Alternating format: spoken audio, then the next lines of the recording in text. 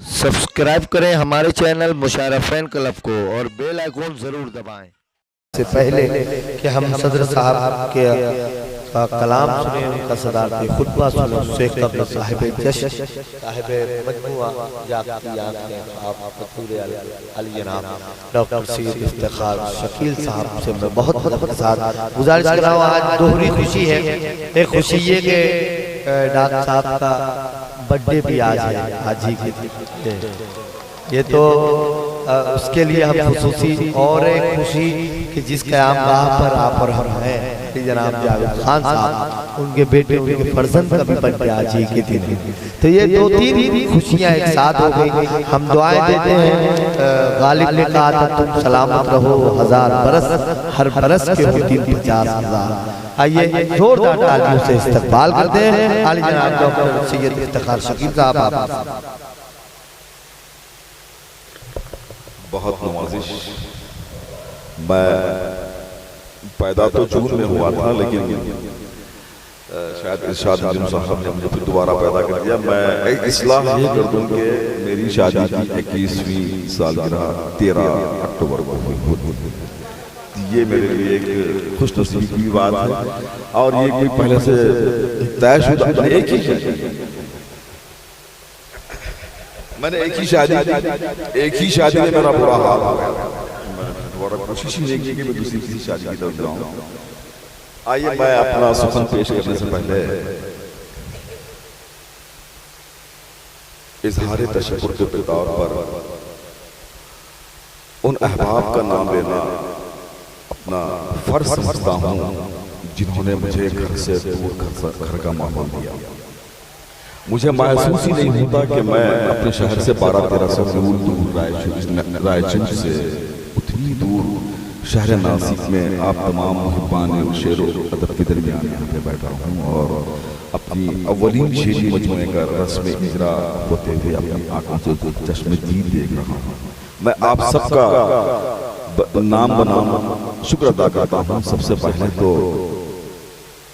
साहब खाना जावेद खान साहब का तहे दिल से शुक्र अदा करता हूँ, उन्होंने इतनी खूबसूरत और इतनी दिल फरेब महफिल मुनक़्क़िद की और मेरे शेरी मजमूए के रस्म इजरा और उसके बाद एक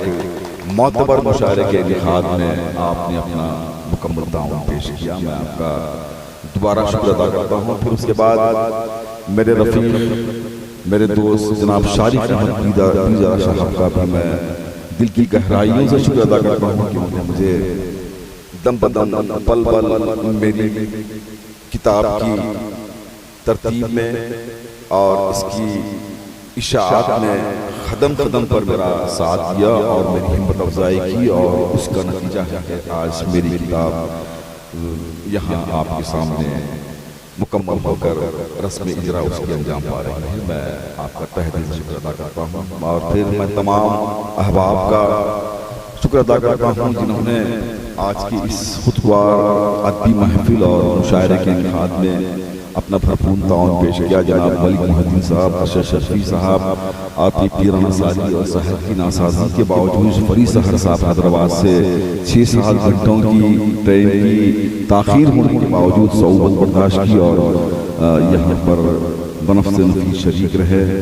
मैं अहलियाने खानदेश का शुक्र अदा करता हूँ, अहलियाने बरार का शुक्र अदा करता हूँ और मालेगांव के तमाम मुहिब्बान का शुक्र अदा करता हूँ जिन्होंने यहाँ पर आज शिरकत फरमाई और महफिल को कामयाब करने में अपना हिस्सा अदा किया। आइए मैं इधर उधर से चंद शेर पेश करता हूँ। वैसे ये मेरा काम नहीं था कि मैं तमाम असातिज़ा और तमाम मोतबर शोरा के बाद पढ़ूँ यहाँ पे, मुझे मजबूरन यहाँ पे पढ़ाया जा रहा है। सबसे आखिर में एक शेर और एक मक्ता पेश करता हूँ कि रासा बहुत करीब हमारे दिखाई देता है अनीसा, बहुत करीब हमारे दिखाई देता है समातों में वो अक्सर सुनाई देता है। बहुत करीब हमारे दिखाई देता है समातों में वो अक्सर सुनाई देता है। और मसूद साहब आपने शेर के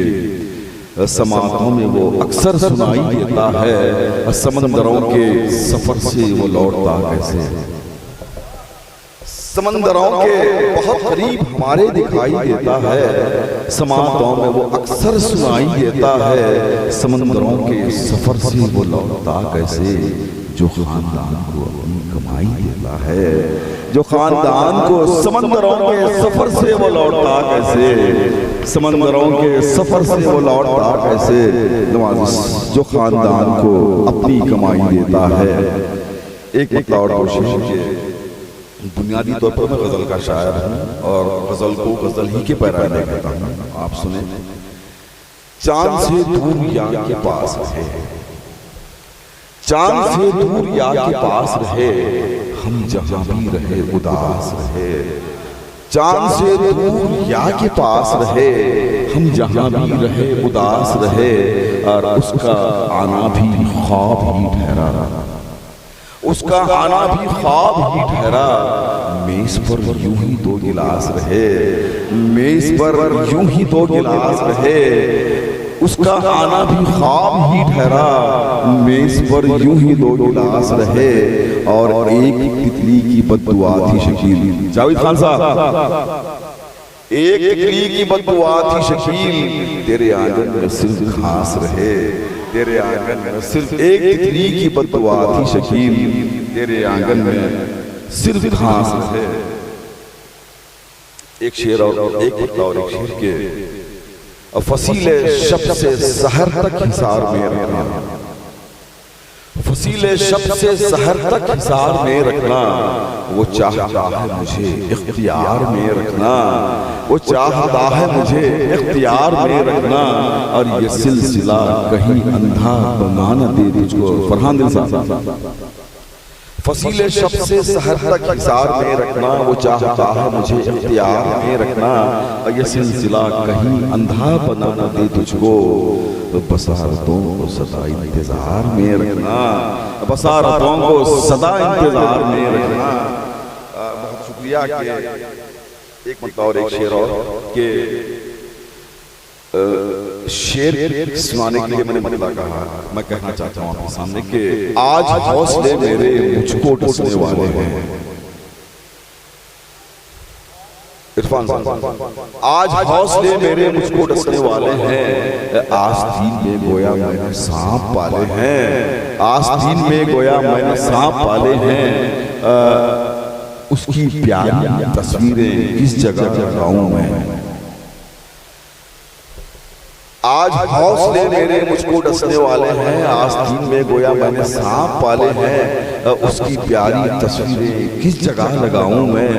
گھر میں ہر طرف میرے مکڑیوں کے جالے ہیں، گھر میں ہر طرف میرے مکڑیوں کے جالے ہیں، اس کی پیاری تصویریں کس جگہ لگاؤں میں؟ گھر میں ہر طرف میرے مکڑیوں کے جالے ہیں۔ ایک مطلع اور دو شعر اور کے گہرائی میں دل کی وہ اترنے نہیں دیتا،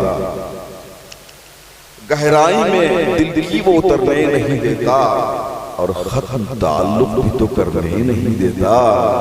اور ختم تعلق بھی تو کرنے نہیں دیتا، رہنے بھی نہیں دیتا ہے افلاک پہ مجھ کو، رہنے بھی نہیں دیتا ہے افلاک پہ مجھ کو، وہ مجھ کو زمین پر بھی اترنے نہیں دیتا، وہ مجھ کو زمین پر بھی اترنے نہیں دیتا،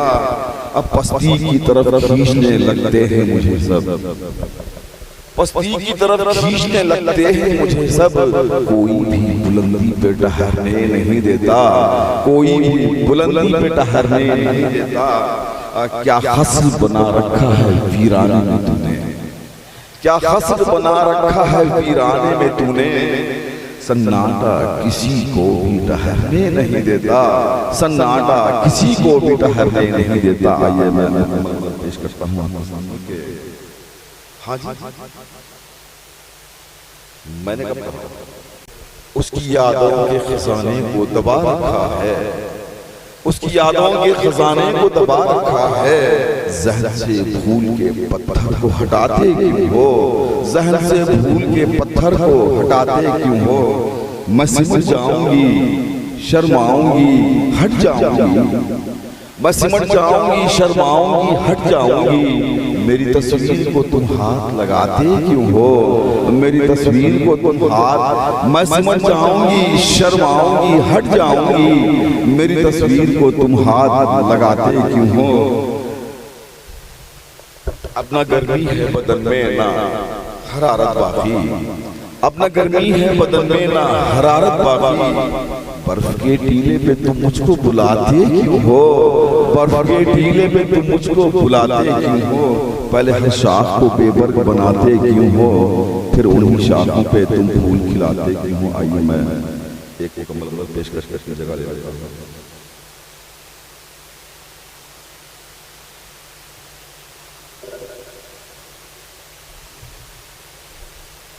مطلب حالات قیوم صاحب کبھی حالات الٹے ہیں کبھی تقدیر الٹی ہے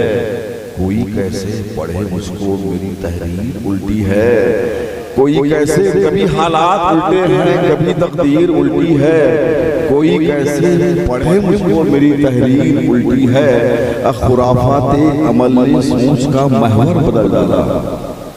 خرافات عمل نے سوچ کا محور بدل ڈالا یہاں ملت فروشوں کی ہر ایک تقریر الٹی ہے یہاں ملت خرافات عمل نے سوچ کا محور بدل ڈالا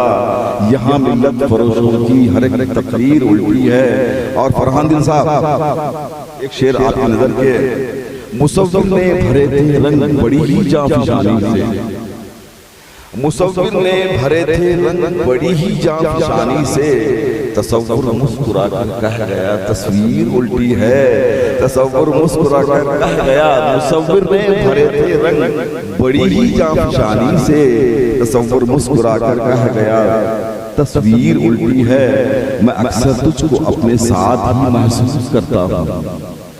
میں اکثر تجھ کو اپنے ساتھ ہی محسوس کرتا ہوں مگر لگتا ہے میرے خواب کی تعبیر الٹی ہے مگر لگتا ہے میں اکثر تجھ کو اپنے ساتھ ہی محسوس کرتا ہوں مگر لگتا ہے میرے خواب کی تعبیر الٹی ہے اب میری تعریف تو کرتا ہے سب کے سامنے لیکن میری تعریف تو کرتا ہے سب کے سامنے لیکن مگر مجھ سے تعلق کی ہر ایک تفسیر الٹی ہے مگر مجھ سے تعلق کی ہر ایک تفسیر الٹی ہے مقطع کہا کہ